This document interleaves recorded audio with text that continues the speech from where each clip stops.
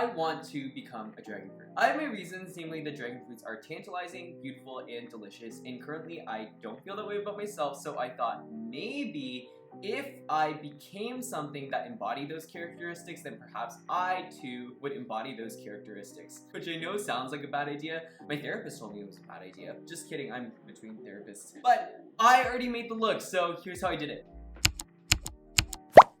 So for those of you who don't know what a dragon fruit looks like, they're really cool. The peel of the fruit has pink and green petals that almost look like dragon scales, hence the name of the fruit, I think. But you don't eat the peels. When you cut the fruit open, the inside is completely edible and consists of the white flesh, which has a subtly sweet flavor, and then the tiny little black seeds that are dispersed throughout the flesh. My understanding is that the flesh can either be red or white. When designing the dress, I preferred the contrast of the white flesh against the pink and green petals, so that was the primary color scheme that I went with. Also, the ones with the red flesh are always more expensive in the store, but if you know anything about me, I will always stand the cheaper option. But anyways, I wanted to make sure that the placement of the petals and the flesh were really thoughtful because from my point of view, that was the key to making sure that the design was effective. So then I went through a bunch of different silhouettes to kind of think of the best way to go about this look. One of the options was to do it ball gown style, to have the large petals kind of resemble the outer shell of the fruit, but then there would be no real way to expose the flesh and we wouldn't get that really cool color contrast between the black and the white and the pink and the green. Another thought I had was to do a pink and green mermaid gown with a white bow that was embellished with black rhinestones to look like seeds. Now,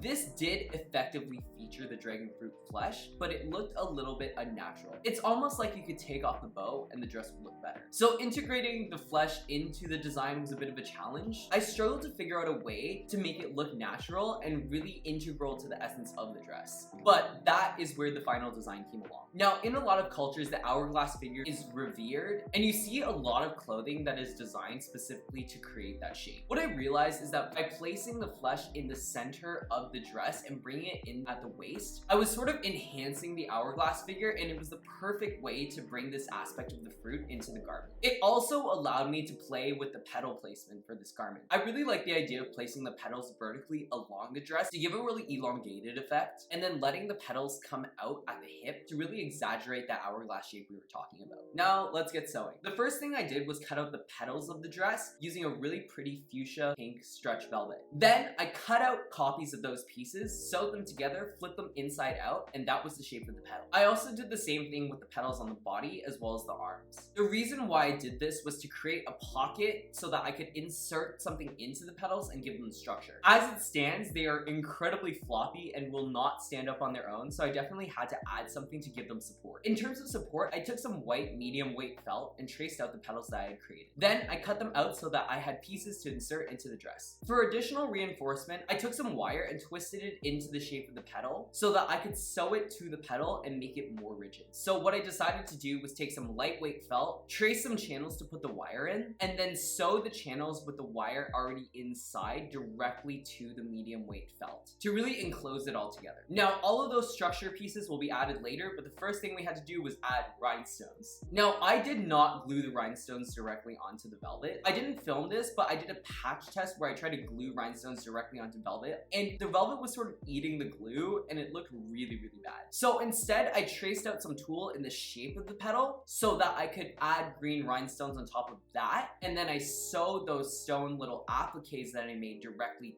to the petals. It took so long to do this, and I really wonder if I could have just like taken some green fabric and slapped it onto the petals, but oh my god, look how shiny it was. Maybe it was worth it. Side note, a lot of people use E6000 glue to add stones to outfits. That stuff is more toxic than your ex, so definitely use a respirator when you're rhinestoning. I learned that the hard way. But anyways, even though I adored the shine, I wanted the stones to be a little bit more lime green than forest green. To do this, I colored all of the rhinestones with the lime green Sharpie. I did sacrifice some shine, but it was a trade-off that was worth it to me just to get the color. Then it was time to sew these suckers onto the petals. So I trimmed the lace and hand stitched the stonework directly onto the petals, and they looked so good. Obviously, there was a little bit of overhang, but what I did there is I took some green embroidery thread and stitched along the overhang just to give the edges a bit more of a consistent finish. Finally, I added some green bead fringe to where the green ended and the pink started on the petal, just to give it a little bit more pizzazz and because I was feeling extra. And at long last, it was time to put the felt wire inserts into the petals. At this point, I did run into a bit of a problem. You see, even though the inserts were made to measure, I used a stretchy fabric for the petals, so there's a bit of pulling and tugging going on that was causing some wrinkling along the petal. To counteract this, I stretched the fabric across the petal until that wrinkling wasn't visible anymore, and then I pinned around a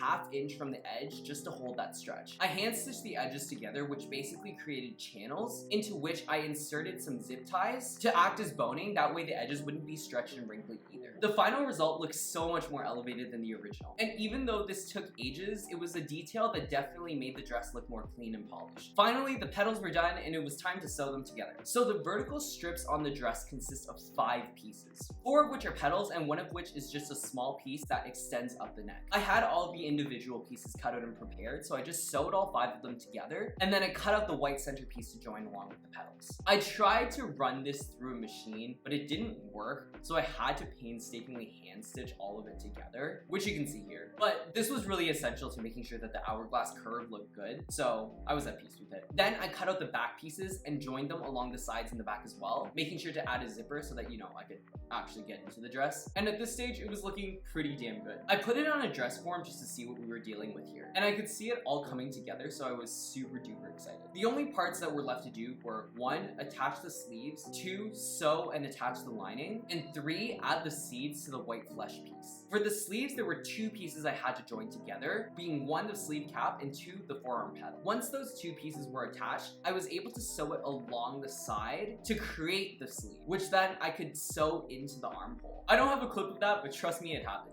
For the lining, I cut out pieces that were pretty much identical to the shape of the dress. Then I sewed those together and attached them at the neck and the armholes. For the stonework, I found some really cool black and gray rhinestones that were shaped exactly like dragon fruit seeds. The reason why I use both black and gray is because if you look closely at a dragon fruit's cross section, there are seeds that are right at the surface, which are more black, and then there are seeds that are embedded a little bit deeper into the flesh, which look a little bit more gray. So I wanted to use both colors of stones just to add a little bit more dimension. As for actually gluing the stones onto the dress, I wanted to make sure that the seed pattern was natural and really resembled an actual dragon fruit. So what I did there is I took pictures of actual dragon fruit flesh and I projected them onto the dress. Then I glued the individual rhinestones using the seed pattern that I had projected. This ended up looking great. Like, the rhinestones I used were the perfect size and they looked super natural on the body, but you'll see that a little bit later. At this point, I was feeling super chaotic, so I decided to make a mane for the dress. I measured from my mid-back to my head, and then I cut out a piece of velvet and a piece of medium weight felt in the shape of the mane. Then I sewed those together, flipped it inside out, and stuffed it with stuffing from an old pillow. To really get into the corners, I took a stick from my backyard and used it to really push in the stuffing, so that's why there's a stick there. But it made the edges look really clean, so that's all that matters at the end of the day. Finally, I stitched the opening closed so that the stuffing wouldn't fall out. I also cut out a bunch of scales on medium weight felt, and I did the same thing that I did with the petals, where I traced the shape of the scales onto tulle, glued rhinestones onto the tulle, and then sewed these rhinestone appliques onto the scales. For the back of the large scales, I also cut out some smaller scales using purple lightweight felt, and then I hand stitched those onto the back of the scales. This again took so many hours, but the final product was really nice. And at this point, I hand stitched the scales onto the mane, and this just looked so good. I think it was my favorite part of the dress. The way it glistened in the light was just nuts. The next thing I did was make the dragon's upper jaw by taking a piece of velvet and a piece of medium weight felt in the shape of a tongue, sewing it together, stuffing it, flipping it inside out, and then closing it up. You get the drill. And then I hand sewed that piece onto the end of the mane. I don't have a clip of this, but I also did the same thing to create dragon horns, and then I sewed those on as well, and that was the shape of the head. To embellish the head, I made some mini scales with some extra rhinestones that I had, and sewed those onto the top of the head just to extend the mane. I also had some teardrop shaped white rhinestones, which I sewed and glued onto the front of the jaw to resemble teeth. Next, I made a beard by taking some green ribbon and then pleating it along the edge of the dragon's head. And finally, I took some pieces of white felt felt and stuffing, and I stitched all of that on to create cheeks. I wanted to carry the dragon fruit theme up into this headpiece, so what I did was I took some magenta Sharpie and colored around the edges of the cheeks, and then also took some black seed beads and glued them onto the white felt, just to resemble an actual dragon fruit. The final result looked like this, and honestly, it was okay. I think I could have done a better job of making the head more intricate, but I was still pretty pleased with the result. It also ended up not really mattering because you couldn't see the mane with the dress, but that's okay, I just did a separate photo shoot with it instead. But I spent way too much time on it not to acknowledge its existence. Now, in terms of actually styling the look, the one thing I knew I needed were some pointy long nails. I ended up making these look like dragon fruit petals by painting them fuchsia and then adding some green rhinestones at the tips. As for the hair, I kind of struggled between two different options. Part of me wanted to go with this braided mane because my brain was like, dragon fruit, dragons, Game of Thrones, Khaleesi. But I ended up going with a messy top bun that kind of resembled Helena Bonham Carter because honestly, it made me look taller, and also because the dress was pretty busy, so I wanted an updo just to give everything balance. In terms of makeup, I decided to paint myself white and use pink to contour. I thought about keeping my natural skin tone for this look,